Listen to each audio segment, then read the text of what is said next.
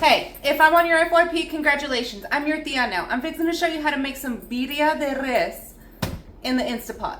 So hit that follow button and come on, let's go. Start by taking the seeds and the stems out of 10 to 12 chile guajillo and 2 chile ancho.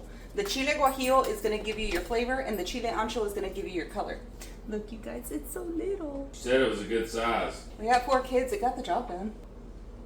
Now get your pendeja beater 500 and go ahead and start filling that up with water. Then put this on your stove and start heating that up on about medium-high heat. That was the wrong burner.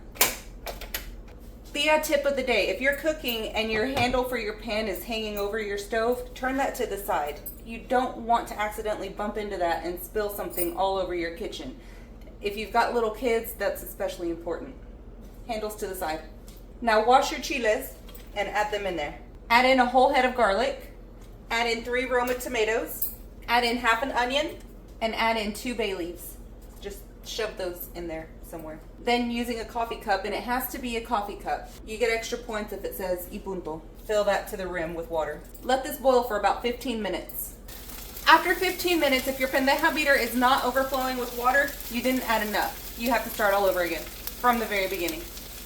I don't know what to tell you. Grab your chingadera and your blender, and then you just want to start scooping everything out. Find your bay leaves and pull those out.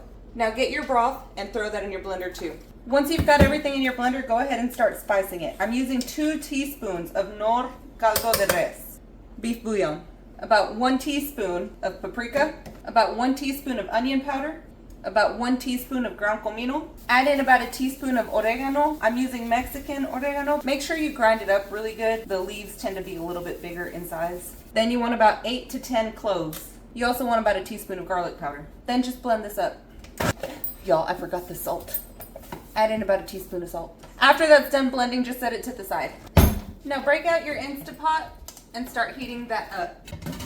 I'm gonna use the saute feature. Now while that's heating up, get your chuck roasts and start cutting them up. Cut these into about 2-inch by 2-inch sections. Now they don't have to be perfectly square. You just want them to be about that size. You can cut off the excess fat if you want to. You can leave it on if you want to. It's completely up to you. After that's hot, add in a little bit of oil. That's about 2.5 tablespoons. Once your oil is hot, go ahead and start adding in pieces of your meat one by one. And you just want to let that sear. Then just start flipping it around. After that's sauteed and golden brown on each side, grab your strainer and just set that right on top. Then start pouring in your sauce. Then using a wooden spoon or a spatula or whatever you have, just strain that. Add in 32 ounces of beef broth. I used unsalted because I added the beef bouillon in there. Now taste for salt. Now put the lid on here and make sure it's set to sealed. Now turn off your saute setting and set this to pressure cook. We want to cook it for about an hour and a half. You can do an hour and 15 minutes, but I've always had better luck with an hour and a half. So my alarm went off and it put it on keep warm automatically. We're going to cancel that and we're just going to let it self-release. This is what mine looks like as soon as I pulled it out of the Instapot and I shredded it up. I took that and I turned it into this quesabirria. You can put it in whatever you want. You can make tacos with it. You can make baked potatoes with it. You can put it in literally anything. It's delicious. Quesabirria.